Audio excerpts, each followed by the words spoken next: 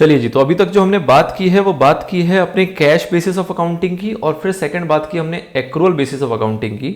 अब अगर इसी में हम आगे बढ़ते हैं तो हमारे पास एक और कॉन्सेप्ट आता है जिसको हम कहते हैं हाइब्रिड या फिर मिक्स्ड बेसिस ऑफ अकाउंटिंग। मतलब जहां पे कैश और क्रेडिट दोनों का कंपोनेंट रहेगा, मतलब जहां पे कैश बेसिस और एक्रूअल बेसिस दोनों की बात करके चलेंगे। कुछ के लिए कैश बेसिस अप्लाई होगा, कुछ के लिए हमारा एक्रूअल बेसिस अप्लाई होगा। बट वहां तक पहुंचने से पहले अगर एक मोटे तौर पे हम बात करें कि क्या डिफरेंस है हमारे कैश बेसिस ऑफ अकाउंटिंग में और एक्रूअल बेसिस ऑफ अकाउंटिंग में, तो वो फटाफट से एक बार कोशिश करते हैं समझने की, ताकि एक समराइज वे में रिवाइज हो जाए कि हाँ ये दोनों में फर्क क्या है।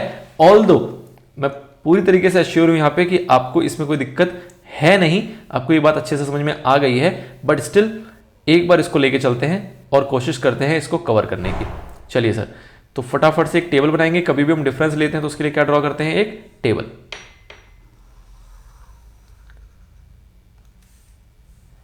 सबसे पहला डब्बा रहेगा हमारा बेसिस का, बेसिस ऑफ डिस्टिंक्शन, और उसके बाद हमारे पास दो बॉक्सेस आ जाएंगे जिसमें हम कैश और एक्रूअल की बात करेंगे। चलिए, तो फटाफट से आप मेरे साथ साथ यहां पे नोट करेंगे इसको। सबसे जो फर्स्ट है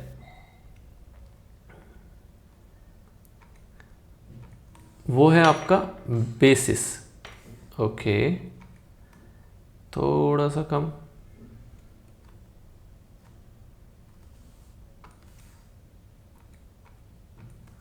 सबसे पहला जो है वो है यहां पे basis.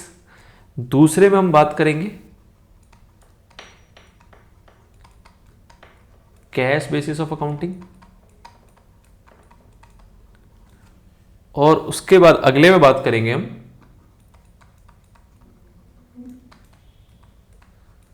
Accrual basis of accounting. ठीक है, सबसे पहला बेसिस लेते हैं recording of cash, recording of cash and credit transaction. मैं बोल पूरा रहा हूं, लिखूंगा शॉर्ट में, आप इसको पूरा का पूरा डिक्टेशन के हिसाब से लिख सकते हैं, या फिर शॉर्ट में लिखना चाहें शॉर्ट में भी लिख सकते हैं, कोई दिक्कत नहीं है। तो कैश और क्रेडिट की बात करें तो recording of cash and credit transaction. तो कैश बेसिस क्या है आपका, सिर्फ और सिर्फ कैश ट्रांजैक्शंस को रिकॉर्ड करता है। ये जो है सिर्फ और सिर्फ कैश ट्रांजैक्शंस को रिकॉर्ड करता है, और ये जो है ये दोनों को रिकॉर्ड करके चलता है, कैश को भी और साथ ही में क्रेडिट को भी। This is the first basis. Second बात करें तो टाइमिंग।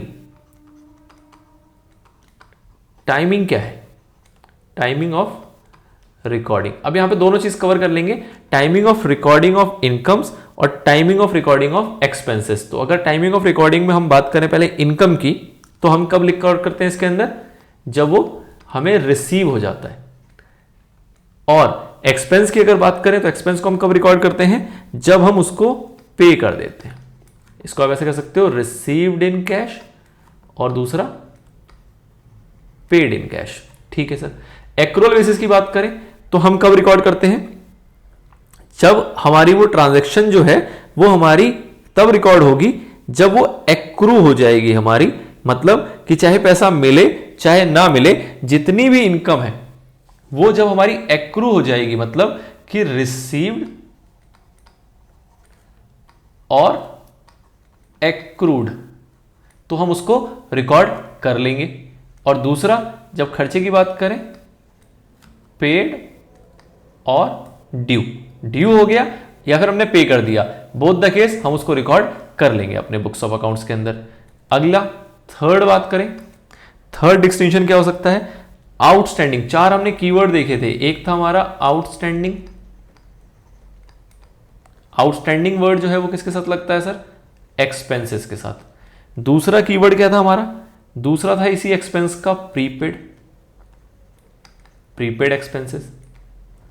तीसरा कीवर्ड क्या था कि जब हमें कोई इनकम हो तो इनकम के टर्म्स में हम कहते हैं क्या, एक्रूड इनकम्स।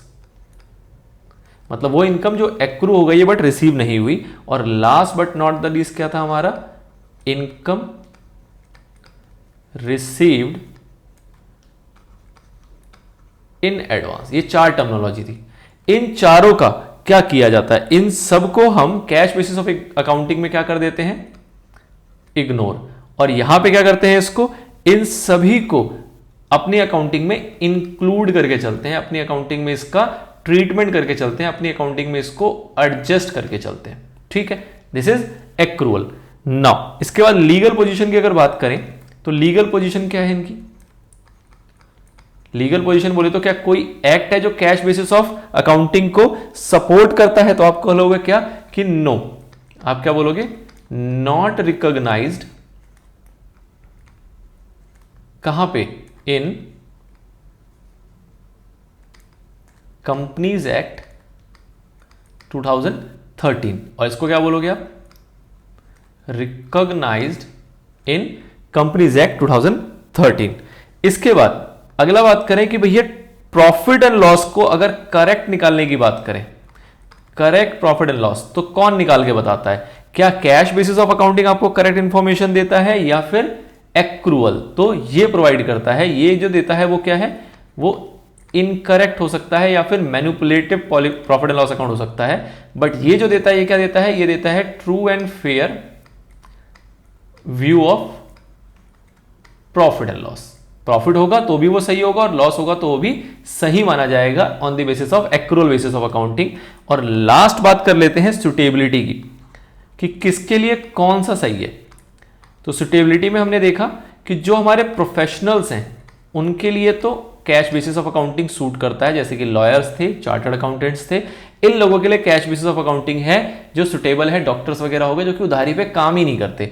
बट इसके अलावा सब जितने भी आपके बिजनेस एंटरप्राइजेस हैं जो कि प्रॉफिट मोटिव में काम करती हैं, प्रॉफिट मोटिव में आपके ये डॉक्टर्स प्रोफेशनल्स भी काम करते हैं, लेकिन ये एक्सेप्शनल्स हो गए। क्यों? क्योंकि ये जो काम करते हैं वो हमेशा कैश बेसिस होता है, क्रेडिट बेसिस पे नहीं होता।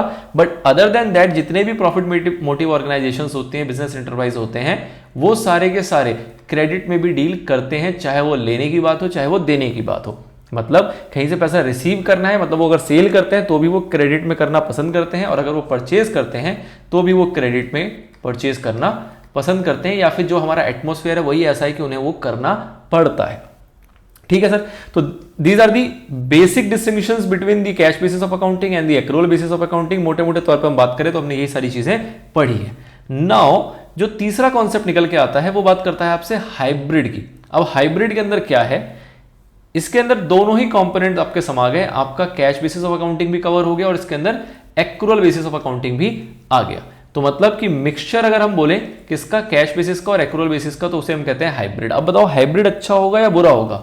देखो कैश बेसिस अपने आप में बहुत सिंपल है, एक्रूअल अपने आप में काफी डिफिकल्ट है। अब आपसे कहा जाए कि भैया कुछ बातें इसकी याद रखना और कुछ बातें इसकी याद रखना, तो मैं कहूं अपने हिसाब से तो वो और ज्यादा डिफिकल्ट हो जाता है। इसलिए जो मैंने आपको स्टार्टिंग में बताया कि 99% लोग एक्रूअल पे काम करते हैं, उसके बाद 0.999% लोग कैश में काम करते हैं, उसके अलावा जो बट गए 0.00001% अगर कोई ऐसा होगा वो हाइब्रिड में काम करता होगा। ऑल्दो प्रैक्टिकली मैंने ऐसा कोई व्यक्ति नहीं देखा जो कि हाइब्रिड या फिर mixed basis of accounting follow करता है। बट ठीक है, कॉन्सेप्चुअली है, एग्जिस्ट करता है इस दुनिया में, करने वाले कर सकते हैं, तो इसलिए हमें इसको पढ़ना है। ठीक है सर, क्या होता है इसके अंदर?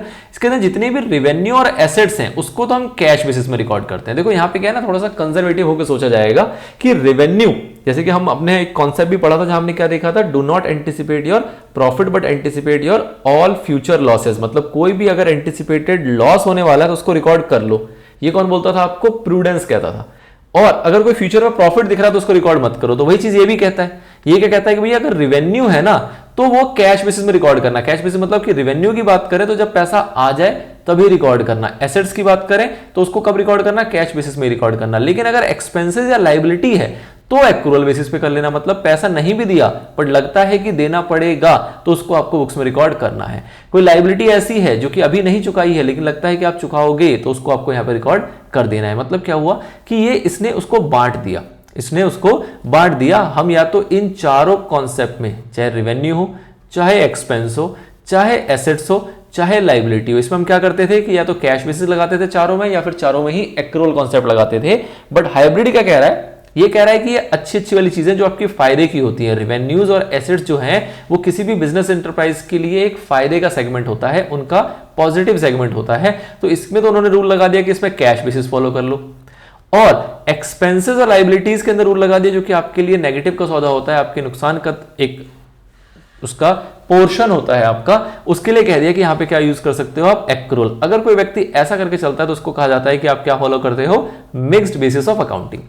Usually, professional people such as doctors, lawyers, etc. adopt this method and prepare receipt and expenditure account to ascertain their net income during the period। अब आपने क्या देखा, आपने देखा कि जब हम कैश बेसिस ऑफ अकाउंटिंग की बात कर रहे थे तो हम वहां पे कौन सा अकाउंट बनाते थे, उसके अंदर हम बनाते थे कौन सा, रिसिप्ट एंड पेमेंट अकाउंट। ठीक है, वहां पे हम सीधा रिसिप्ट की बात करते थे, पेमेंट की बात करते थे। यहां पे क्या कह रहा है रिसिप्ट तो बनाना है लेकिन पेमेंट नहीं, उसके बदले क्या बनाना है आपको, एक्सपेंडिचर अकाउंट बनाना है। मतलब कि एक्सपेंडिचर में आप कैश भी लोगे और क्रेडिट भी ले लोगे, मतलब आउटस्टैंडिंग एक्सपेंसेस वगैरह भी आपको एक्सपेंडिचर में ऐड करने पड़ते हैं। क्यों, क्योंकि वो आपने अभी नहीं दिए बट आगे आपको देने हैं, तो उसको एक्सपेंडिचर टर्म कह दिया। यहां पे पेमेंट की बात नहीं कर रहा। कैश बेसिस पे हम क्या बात करते थे, हम बोलते थे रिसिप्ट एंड पेमेंट अकाउंट बनाओ, एक तरफ रिसिप्ट दिखाओ, एक तरफ पेमेंट दिखाओ, नेट करो, जो आया वो आपका प्रॉफिट या लॉस होगा। यहां कह रहा है रिसिप्ट तो दिखाने हैं आपको कैश बेसिस पे, इसलिए रिसिप्ट्स ले लो, बट एक्सपेंडिचर दिखाना है आपको एक्रूअल बेसिस पे, इसलिए यहां पे एक्सपेंडिचर का अकाउंट बनाओ और उसको फिर जब नेट करोगे तो आपको पता लगेगा कि आपको फायदा हुआ या नुकसान हुआ। ठीक है, यहां पे भी एग्जांपल में कहा जा रहा है डॉक्टर्स लॉयर्स इसको फॉलो करते हैं। बेसिकली जो कैश बेसिस फॉलो करता है उसी के दिल में कभी आ सकता है कि हम मिक्स पे आ जाते हैं, जहां पे हम कहें कि हम ना कैश पे हैं ना हम एक्रूअल पे हैं। तो इसलिए कहा जा रहा है कि जो कैश बेसिस वाले होंगे वो इसके बारे में फिर भी सोच सकते हैं, बट एक्रूअल जो फॉलो कर रहा होगा वो कभी भी इसके बारे में नहीं सोचेगा, क्योंकि वो ऑलरेडी एक बेस्ट जो मेथड होना चाहिए वो उसको फॉलो करके चल रहा है। ठीक है, तो कैश बेसिस वाले के लिए ऐसा हो गया कि कैश बेसिस वाले अगर एक्रूअल में शिफ्ट करना चाहते हैं तो बोलते हैं कि चलो जी एक स्टेप आगे बढ़ाते हैं और पहले एक बार हाइब्रिड को फॉलो करके देखते हैं, अगर हाइब्रिड जमेगा तो हम एक्रूअल की तरफ जाएंगे। They ignore their outstanding incomes, या आउटस्टैंडिंग इनकम को इग्नोर कर रहे हैं, but take into consideration outstanding expenses. Outstanding income का मतलब क्या होता है, एक्रूड इनकम। ये जनरली वर्ड्स हैं जो आपको यूज करने होते हैं। वो पैसा जो कि आपने कमा लिया लेकिन मिला नहीं है तो उसको हम क्या बोलते हैं, एक्रूड इनकम। वो पैसा जो आपने गवा दिया, खर्च कर दिया लेकिन अभी पैसे दिए नहीं है, पेमेंट नहीं की है, तो उसको बोलते हैं आउटस्टैंडिंग एक्सपेंस। मतलब एक्सपेंस के साथ हम जो वर्ड यूज करते हैं वो क्या यूज करते हैं, आउटस्टैंडिंग, और इनकम के साथ जो वर्ड यूज करते हैं वो आउटस्टैंडिंग ना यूज करके लिख दो, कोई आपदा नहीं आ जाएगी। बट एक नॉमेनक्लेचर है जो जनरली मार्केट में चलता है कि हम इनकम के साथ जब बात करते हैं तो हम आउटस्टैंडिंग वर्ड ना बोल के क्या वर्ड बोलते हैं, एक्रूड। दोनों का मतलब मोटा मोटा सेम है। एक्रूड इनकम मतलब वो इनकम जो आपने कमा लिया आपको मिली नहीं है, और जब एक्सपेंस में आउटस्टैंडिंग लगाते हो मतलब वो खर्चा जो आपने कर दिया है लेकिन अभी आपने उसकी पेमेंट की नहीं है। The idea is to claim deduction of outstanding expense while computing taxable income. अब इसका मोटा मोटा जो बेनिफिट है वो क्या निकल के आ रहा है कि भैया खर्चे तो आप सारे ले लोगे, कैश वाले भी ले लोगे और आउटस्टैंडिंग वाले भी ले लोगे, तो मुद्दा क्या होगा कि आप अल्टीमेटली सारा का सारा डिडक्ट कर पाओगे। जब डिडक्ट रिसिप्ट की बात आएगी तो सिर्फ वही लोगे जो एक्चुअल मिल गया, लेकिन पेमेंट में जब पेमेंट की जगह पर आप एक्सपेंडिचर लोगे तो यहां पर आप आउटस्टैंडिंग्स भी जो होंगे वो भी माइनस आप कर पाओगे। जब इनको माइनस करोगे तो कुल मिला के आपका जो प्रॉफिट होगा वो कंपैरेटिवली कम दिखाई देगा, कंपैरेटिवली कम दिखाई देगा। और जब कम दिखाई देगा तो आपकी जो भी इनकम होगी उस पर टैक्स भी कंपैरेटिवली कम जाएगा, क्योंकि आपने इनकम को कम शो की है तो उस पर आपका टैक्स भी ऑटोमेटिकली कम मिलेगा। तो जो मेन आइडिया इसके पीछे वो ये है कि आप अपने इनकम को कम कर सको। अगर आप एक्रूअल लोगे तो आप एक्चुअल चलोगे। जब आप बात करते हो कैश बेसिस में तो उसमें कहते हो कि मैनिपुलेशन किसी भी एंगल से हो सकता है, चाहे रिसिप्ट में हो चाहे पेमेंट्स में हो। यहां पे कहा गया कि आप रिसिप्ट्स को अपने हिसाब से रखो जो आपको एक्चुअल रिसिप्ट हो रहा है, लेकिन पेमेंट में आप क्या मान के चलो वहां पे एक्सपेंडिचर्स, चाहे वो आपके एक्चुअल हो चाहे वो आपके आउटस्टैंडिंग वाले हो। और जब ऐसा लोगे तो कुल मिला के जो हो रहा है वो ये कि आपकी जो इनकम होगी वो कंपैरेटिवली कम शो होगी, क्योंकि आपने ये रूल जो है वो रिसिप्ट्स में नहीं लगाया, सिर्फ और सिर्फ एक्सपेंडिचर में लगाया।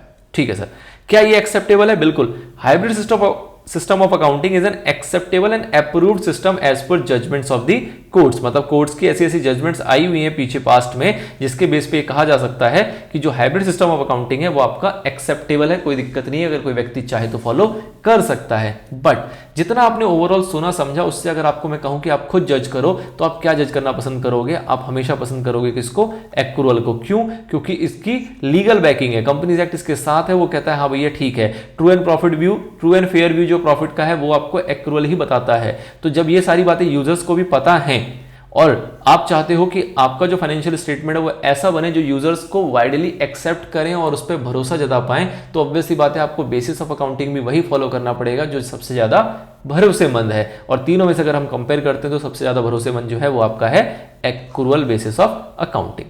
ठीक है, यही वजह है कि इसको सबसे ज्यादा लोग फॉलो करके चलते हैं अपने बिजनेस के अंदर। चलिए sir, this is all about the theoretical segment, this is all about this chapter. अब कुछ बात रह जाएंगी जिसमें हम प्रैक्टिस करेंगे क्वेश्चन आंसर्स की। आपने मोटे मोटे 3 ही कॉन्सेप्ट इसके अंदर सीखे हैं।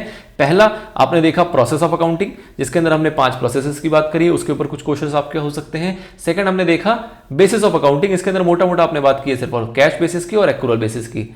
देयर आर ओनली 3 कॉन्सेप्ट्स, इसके ऊपर ही पूरा पूरा चैप्टर था। बहुत ज्यादा कुछ बताने को नहीं है, बहुत ज्यादा इसके ऊपर टफ क्वेश्चंस भी नहीं बनते, बिल्कुल बेसिक सा चैप्टर था। ऑल्दो हमें कवर करना था और अच्छे से कवर करना था ताकि उन लोगों को कोई दिक्कत ना आए जो कि अपनी अंडरस्टैंडिंग इस लेवल तक नहीं बना पाए हैं कि इस चैप्टर को वो सेल्फ रीडिंग में खत्म कर सके। तो उनके लिए ये चैप्टर डिवोटेड था, जिसके अंदर हमने काफी कुछ चर्चाएं कर ली और काफी कुछ और डिटेल में इसको एक्सप्लेन करने का प्रयास कर लिया है। थ्योरेटिकल पार्ट हमारा खत्म होता है, प्रैक्टिस करेंगे क्वेश्चंस वगैरह की, एमसीक्यूज वगैरह देखेंगे, ट्रू फॉल्स वगैरह देखेंगे आगे के पार्ट्स में। फिलहाल के लिए इतना ही।